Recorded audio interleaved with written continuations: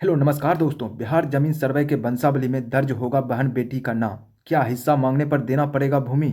क्या है सच्चाई? यहाँ पर आपके सारे सवाल का जवाब मिलने वाला है, क्योंकि यहाँ पर वंशावली को लेकर के काफ़ी ज़्यादा भ्रम फैला हुआ है लोगों में कि वंशावली में दर्ज करना पड़ेगा बहन बेटी का नाम और हिस्सा मांगने पर बहन बेटी को देना पड़ेगा अपना ज़मीन।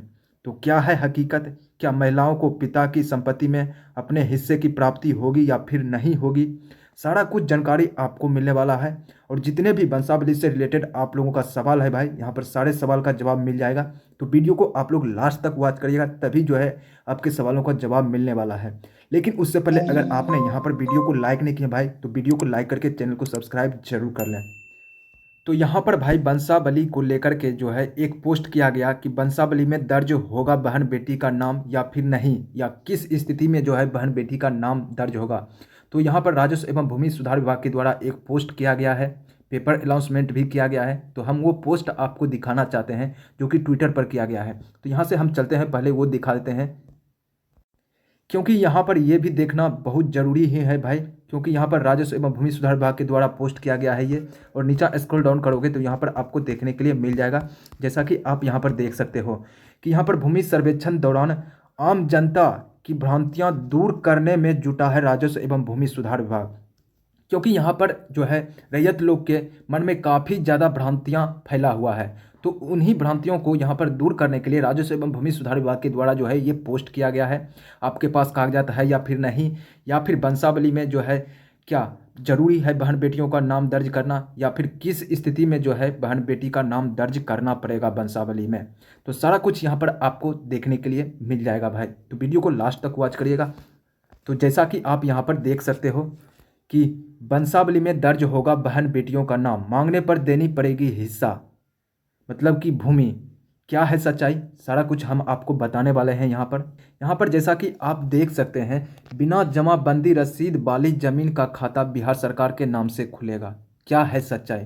क्या जमाबंदी रसीद अगर नहीं है तो क्या वैसे ज़मीन का बिहार सरकार के नाम से खाता खुल जाएगा? तो हम इसके ऊपर भी वीडियो बना दिए हैं, उसका डिस्क्रिप्शन में लिंक मिल जाएगा, वहाँ से आप देख लीजिएगा। तो आपके यहाँ पर जो भी सवाल होंगे इससे जमाबंदी रसीद को लेकर के सारे सवाल का जवाब उस वीडियो में मिल जाएगा। तो यहाँ पर सबसे पहले देखते हैं महिलाओं को पिता की संपत्ति में कैसे अपना हिस्सा का प्राप्ति होगा भाई। क्योंकि यहाँ पर वंशावली में को लेकर के काफ़ी ज़्यादा यहाँ पर भ्रमित फैला हुआ है कि यहाँ पर बहन बेटी का नाम दर्ज करना अब जरूरी हो गया है। तो यहाँ पर आपके जितने भी भ्रम होंगे भाई, यहाँ पर सारा भ्रम आपका दूर होने वाला है इस वीडियो में। तो यहाँ पर सबसे पहले देख लेते हैं, राजस्व एवं भूमि सुधार विभाग ने जमीन के स्वामित्व को लेकर होने वाले विवादों को सुलझाने के लिए दिशा निर्देश जारी किया है। यहाँ पर स्वामित्व को लेकर जितने भी विवाद हो रहे थे उसको लेकर के दिशा निर्देश जारी किया है। इसमें स्वामित्व कायम करने के कई विकल्प दिए गए हैं। विभाग के अपर मुख्य सचिव दीपक कुमार सिंह ने मंगलवार को दिशा निर्देश जारी किया, अधिसूचना भी जारी किया कि क्या है उस अधिसूचना में। तो उसका डिस्क्रिप्शन में लिंक आपको मिल जाएगा, वहां से आप वीडियो को देख सकते हैं। और यहाँ पर महिलाओं अपने पिता की जमीन में स्वामित्व का त्याग शपथ पत्र से नहीं करती है तो उनका अधिकार कायम रहेगा। अगर यहाँ पर कोई भी महिला यहाँ पर स्वामित्व का त्याग शपथ पत्र अगर नहीं करती है तो वैसे स्थिति में उसका अधिकार कायम रहेगा अपने पिता के संपत्ति में, ठीक ना।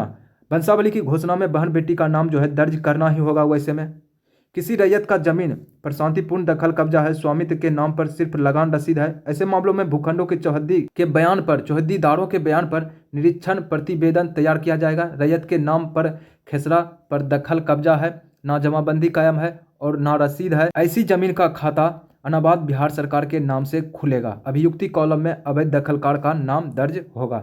अगर यहाँ पर भाई आपका कोई ज़मीन का लगान रसीद है लेकिन उसका खतियान नहीं है, नहीं और कोई कागज़ है, तो वैसे में आपका सिर्फ दखल है, तो चौहद्दीदारों से पूछा जाएगा। अगर उसके खतियान में केवाला में देखा जाएगा, अगर आपका नाम होगा तो उस आधार पर आपका यहाँ पर खाता खुल जाएगा। लेकिन यहाँ पर बशर्ते अगर आपके पास लगान रसीद नहीं है, ना ही जमाबंदी है, तो वैसे स्थिति में वैसे ज़मीन का यहाँ पर बिहार सरकार के नाम से खाता खुलेगा। लेकिन वहाँ पर जिस ज़मीन पर जिसका दखल होगा वहाँ पर अभियुक्ति कॉलम में उसका नाम चढ़ेगा, जिसका दखल होगा वैसे ज़मीन का, ठीक ना भाई। तो यहाँ पर आपसी सहमति से किया गया ज़मीन का बंटवारा मान्य है।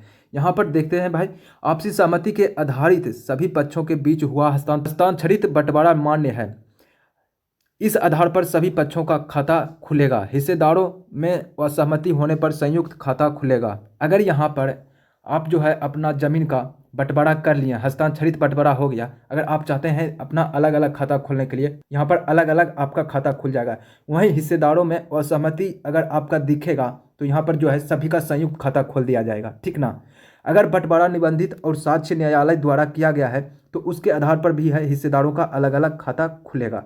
अगर यहाँ पर न्यायालय द्वारा किया गया है, कोई भी साक्ष्य निबंधित है, तो यहाँ पर उसके आधार पर भी है जो अलग अलग खाता खुलेगा। यदि कोई खेसरा कैडेस्ट्रल सर्वे में रैयती है और रिविजनल सर्वे में अनाबाद बिहार सरकार या अनाबाद सर्वसाधारण दर्ज है और सिविल सूट में रैयत के पक्ष में निर्णय हुआ है तो खेसरा रैयती माना जाएगा भाई। अगर यहाँ पर पिछले सर्वे में कोई भी कैडेस्ट्रल सर्वे ले लीजिए या रिविजनल सर्वे में अनाबाद बिहार सरकार के नाम से वो ज़मीन है, उस ज़मीन पर आप रह रहे हैं और सिविल सूट में रैयत के पक्ष में निर्णय हुआ है तो खेसरा रैयती माना जाएगा यहाँ पर, ठीक ना। यहाँ पर आप उसी के नाम से जिसका दखल होगा उसी के नाम से खाता खुलेगा। अगर क्रेता का जमीन पर शांतिपूर्ण दखल है तो केवाला निबंधन कार्यालय से सत्यापन कराकर क्रेता के नाम से खाता खोला जाएगा। अगर आप कोई ज़मीन खरीदे हैं यहाँ पर या फिर आपके पूर्वज खरीदे हैं, उसका रसीद नहीं कट रहा है और शांतिपूर्ण आपका दखल है तो निबंधन कार्यालय के आधार पर जो है यहाँ पर आपके नाम से खाता खुला जाएगा, ठीक ना भाई। कुछ ऐसी भी ज़मीन है जो सर्वे खतियान में अनाबाद बिहार सरकार के खाते में दर्ज है, उस पर मकान बना हुआ है, अभियुक्ति के कॉलम में दखलकार का नाम दर्ज है, दखल के उपलब्ध साक्ष्यों के आधार पर रैयती खाता खोला जाएगा। अगर यहाँ पर कोई ज़मीन पर आप रह रहे हैं, वो ज़मीन अनाबाद बिहार सरकार का है और वहाँ पर दखल आपका कैडेस्ट्रल सर्वे में आप ही के पूर्वज का है तो उसके साक्ष्य के आधार पर, उस साक्ष्य के आधार पर जो है आपके नाम से यहाँ पर खाता खुल जाएगा उस जमीन का। तो ऐसे में कोई घबराए नहीं, क्योंकि यहाँ पर बहुत लोग घबरा रहे थे कि मेरा जो है गरमजरुआ पर पुश्तैनी घर है तो वैसे में क्या होगा। यहाँ पर बहुत लोग ज़्यादा घबरा रहे थे। तो वैसे में आपका कैडेस्ट्रल सर्वे में दखल देखा जाएगा आपका पूर्वज का, तो आपके पूर्वज का वहाँ पर दखल होगा तो उसके आधार पर जो है यहाँ पर आपके नाम से खाता खुलेगा। यहाँ पर घबराने की कोई ज़रूरत नहीं है किसी को भाई, ठीक ना। और यहाँ पर जो है भाई महिलाओं को पिता की संपत्ति में अपने हिस्से की प्राप्ति होगी, तो वो कैसे होगी ये भी हम देख लेते हैं। नए बन रहे खतियान में महिला द्वारा संपत्ति का परित्याग करने अथवा पिता द्वारा स्व अर्जित भूमि की वसीयत में पुत्री का नाम दर्ज न करने अथवा न्यायालय से हुए बंटवारे में पुत्री बहन का नाम नहीं रहने की स्थिति में ही महिलाओं को अपने अंश की प्राप्ति नहीं होगी। अगर यहाँ पर भाई परित्याग अगर कोई महिला कर दिया है अपने पिता के संपत्ति से या फिर न्यायालय के बंटवारा हुआ है या फिर उसमें बहन बेटी का नाम नहीं है तो वैसे स्थिति में जो है भाई वहाँ पर बहन बेटी का जो है हिस्सा नहीं होगा उस जमीन में, ठीक ना। सभी दशाओं में प्रत्येक महिला को अपने पिता की संपत्ति में अपने हिस्से की प्राप्ति होगी। तो यहाँ पर जो है वैसे महिला का जो है अपने पिता में के संपत्ति में हिस्सा की प्राप्ति होगी जो है अपना त्याग शपथ पत्र नहीं दिया है। अगर त्याग शपथ पत्र दे दिया है या फिर यहाँ पर बंटवारा कोर्ट से हो गया है तो वहाँ कोर्ट पर बहन बेटी का नाम नहीं चढ़ा हुआ था तो वैसे में आप नहीं ले पाइएगा। अगर आप यहाँ पर शपथ पत्र त्याग पत्र नहीं दिए हैं और बंटवारा हो गया है कोर्ट से और आपका वहाँ पर नाम है तो वैसे में यहाँ पर जो है बेटी बहन बेटी का हिस्सा उस ज़मीन में होगा, ठीक ना। वंशावली में बहन बेटी का नाम दर्ज करना अनिवार्य है। वैसे स्थिति में भाई यहाँ पर बहन बेटी का नाम दर्ज करना अनिवार्य है सर्वे में। अगर कोई महिला शपथ पत्र के माध्यम से संपत्ति का परित्याग करती है तो खाता में उनका नाम दर्ज नहीं होगा। अगर यहाँ पर कोई भी महिला अपने पिता के संपत्ति से परित्याग कर देता है, मतलब पत्र दे करके कि हमको इसके संपत्ति से कोई लोभ नहीं है, तो वैसे में बहन बेटी का नाम खतियान में नहीं चढ़ेगा।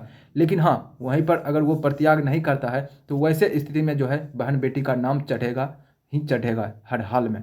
तो यही कुछ आज का जानकारी था। तो अगर आप लोगों को यहाँ पर ये थोड़ा भी जानकारी अच्छा लगा हो भाई तो वीडियो को लाइक करके चैनल को सब्सक्राइब जरूर कर लें। तो चलिए मिलता हूँ फिर अगले वीडियो में, तब तक के लिए धन्यवाद भाई।